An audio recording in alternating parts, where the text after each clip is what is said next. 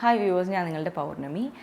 അടുപ്പിച്ച് എനിക്കൊരു കമൻറ്റ് വന്നിട്ടുണ്ടായിരുന്നു. അതിനകത്ത് ചോദിച്ചിരുന്നതെന്ന് വെച്ചാൽ, ഞാൻ നിങ്ങളുടെ വീഡിയോസൊക്കെ കണ്ടിട്ടാണ് ഷിറ്റ്സു എന്ന് പറഞ്ഞ ബ്രീഡിനെ വാങ്ങിയത്. ഞാൻ ആദ്യമായിട്ട് ഒരു ഡോഗിനെ വാങ്ങുന്നത് എനിക്ക് അബദ്ധം പറ്റിയെന്നാണ് തോന്നുന്നത്.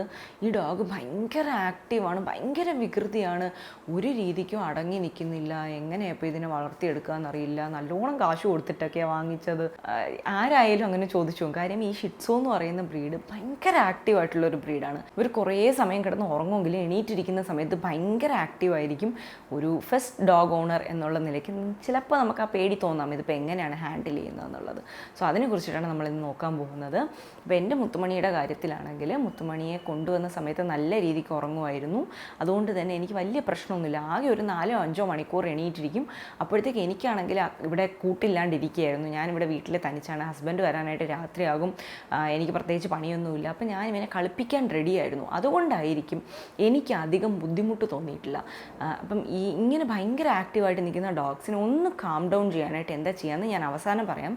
അതിന് മുന്നേ കുറച്ച് ഡീറ്റെയിൽസ് തരാം. അതെന്താണെന്ന് വെച്ചാൽ, ഒരു ഡോഗിനെ നമുക്ക് ട്രെയിൻ ചെയ്യിക്കണം എന്നുണ്ടെങ്കിൽ എന്തൊക്കെ തന്നെ അവർ വികൃതിയാണെങ്കിലും എന്തൊക്കെ തന്നെ ഹൈപ്പർ ആക്റ്റീവ് ആണെങ്കിലും ആ ഒരു 2nd മന്ത് മുതൽ 5th മന്ത് വരെയുള്ള സമയം നമ്മൾ അങ്ങ് യൂട്ടിലൈസ് ചെയ്യണം. ഇതായിരിക്കും അവരെ ഏറ്റവും നല്ല രീതിക്ക് ട്രെയിൻ ചെയ്തെടുക്കാൻ പറ്റുന്നൊരു സമയം. 5th മന്ത് കഴിഞ്ഞാൽ അവരുടെ ടീനേജാണ്. അപ്പോൾ അവർ ഭയങ്കരമായിട്ട് ഈ റൂൾസൊക്കെ ബ്രേക്ക് ചെയ്യുന്നൊരു സമയമാണ്. നമ്മളുടെ ടീനേജ് അറിയില്ലേ, നമ്മളുടെ പാരൻസ് എന്ത് പറഞ്ഞാലും അപ്പോൾ നമ്മൾ കേൾക്കത്തില്ല, നമ്മൾ പറയുന്നതാണ് നമുക്ക് ശരി. ഏതാണ്ട് അതുപോലെ ആയിരിക്കും ഇവരുടെ കാര്യവും. ഈ ഒരു 5th മന്ത് കഴിഞ്ഞാൽ എന്ത് പറഞ്ഞാലും ചെയ്യില്ല, നമ്മൾ എന്ത് പറയുന്നു അതിന് ഓപ്പോസിറ്റേ ചെയ്യത്തുള്ളൂ. അപ്പോൾ ഈ സമയത്ത് നമുക്ക് ട്രിക്സ് ഒന്നും പഠിപ്പിക്കാനായിട്ട് പറ്റത്തില്ല, ഒബീഡിയൻസ് ട്രെയിനിങ്ങിന് പറ്റത്തില്ല. സോ ഇതൊക്കെ തന്നെ നമ്മളൊരു 2nd മന്തിനും 5th മന്തിനും ഇടയ്ക്ക് ഫിനിഷ് ചെയ്തിട്ടുണ്ടാവണം. പിന്നെ ഈ 5th മന്ത് കഴിഞ്ഞ് ഒരു 6th മന്ത് മുതൽ ഒരു 9th മന്ത് വരെ നമ്മൾ ശരിക്കും പറഞ്ഞാൽ നമ്മളെ സ്വയം സമാധാനിപ്പിച്ചിരിക്കുക, അതേ നടക്കത്തുള്ളൂ. അവരെ അടിച്ചിട്ടോ വഴക്ക് പറഞ്ഞിട്ടോ പേടിപ്പിച്ചിട്ടോ ഒന്നും ഒരു കാര്യമില്ല. അവർ നമ്മളോട് മാനസികമായിട്ട് അകന്നു പോകത്തേ ഉള്ളൂ. അതുകൊണ്ട് അതൊന്നും ചെയ്യാണ്ടിരിക്കുക, നമ്മൾ വളരെ കാമായിട്ടിരിക്കുക, ചെയ്യുന്നതൊക്കെ ചെയ്യട്ടെ, ഒരു 9 മാസം ആകുമ്പോൾ തിരിച്ചു പിടിക്കാം എന്നുള്ള രീതിക്ക് വെയിറ്റ് ചെയ്യുക. നല്ല ക്ഷമയുടെ ആവശ്യമുണ്ട്. ഈ ഒരു ടീനേജിൻ്റെ സമയത്ത് മുത്തുമണി ഒരുപാട് കാണിച്ചിട്ടുണ്ട്. ടോയ്സൊക്കെ വാങ്ങിച്ചിട്ട് കൊടുത്താലും ടോയ്സ് ഒന്നും നോക്കത്തില്ല, കാർപ്പറ്റൊക്കെ വലിച്ചെടുത്തുകൊണ്ട് പോയിട്ടുണ്ട്. സോ അങ്ങനെയൊക്കെ ആയിരുന്നു. ഒരു 6th മന്ത് മുതൽ 9th മന്ത് വരെ. ചില ഡോഗ്സ് 9th മന്തിൽ ഇത് സ്റ്റോപ്പ് ചെയ്യില്ല, കുറച്ചുകൂടെ സമയം എടുക്കും.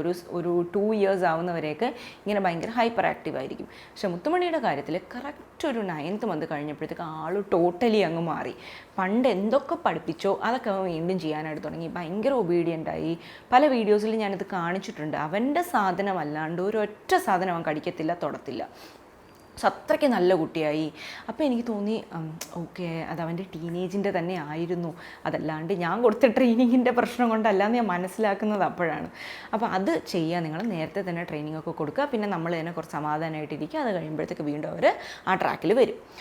പിന്നുള്ളൊരു കാര്യം എന്ന് വെച്ചാൽ, ഞാൻ എന്താണ് അവനെ ആ ഹൈപ്പർ ആക്റ്റീവ് ഫേസിൽ പിടിച്ച് നിർത്താൻ ശ്രമിച്ച കുറേ കാര്യങ്ങളെന്ന് വെച്ചാൽ, നടക്കാൻ കൊണ്ടുപോകുമായിരുന്നു, കളിപ്പിക്കുമായിരുന്നു, നല്ല രീതിക്ക് കൂടെ ഇരുന്ന് കളിപ്പിക്കുമായിരുന്നു, കുറേ ട്രിക്സൊക്കെ പഠിപ്പിച്ചു കൊടുക്കും. ഒബീഡിയൻസ് ട്രെയിനിങ് തന്നെ അവൻ്റെ എനർജി പകുതിയും പോവുമായിരുന്നു. അപ്പോൾ ഇങ്ങനെയൊക്കെ ചെയ്യുമ്പോഴത്തേക്ക് അവർക്കുള്ള ഈ എക്സ്ട്രാ എനർജി ഇവിടെ തന്നെ അങ്ങ് തീരും. പിന്നെ അവർക്ക് ഈ ഹൈപ്പർ ആക്റ്റീവായി സാധനങ്ങൾ ചീത്താക്കാനും അല്ലെങ്കിൽ വേറെ എന്തെങ്കിലുമൊക്കെ ചെയ്യാനുള്ളൊരു എനർജി അധികം ഉണ്ടാവില്ല. പിന്നെയുള്ള സമയം കിടന്നങ്ങ് ഉറങ്ങിക്കോളും. അപ്പം ഇത് ചെയ്ത് നോക്കുക. അവരെ എത്രത്തോളം ആക്റ്റീവാക്കി നമ്മളുടെ കൂടെ ഇൻട്രാക്ട് ചെയ്യിക്കാൻ പറ്റുമോ അത് ചെയ്യിക്കുകയാണെന്നുണ്ടെങ്കിൽ ഉറപ്പായിട്ടും നല്ലൊരു ബോണ്ടും ക്രിയേറ്റ് ആകും. അതുപോലെ തന്നെ സാധനങ്ങൾ നശിപ്പിക്കുന്നതൊക്കെ നമുക്ക് അവോയ്ഡ് ചെയ്യാനായിട്ട് പറ്റും. സോ നല്ല രീതിക്ക് ടൈം സ്പെൻഡ് ചെയ്യാം. സോ ഇന്നത്തെ വീഡിയോ ഇതാണ്. ഇഷ്ടമെങ്കിൽ ലൈക്ക് ചെയ്യുക, ഷെയർ ചെയ്യുക, കമൻറ്റ് ചെയ്യുക, സബ്സ്ക്രൈബ് ചെയ്യുക. മറ്റൊരു വീഡിയോയിൽ കാണുന്നവരെ ടേക്ക് കെയർ, ബൈ.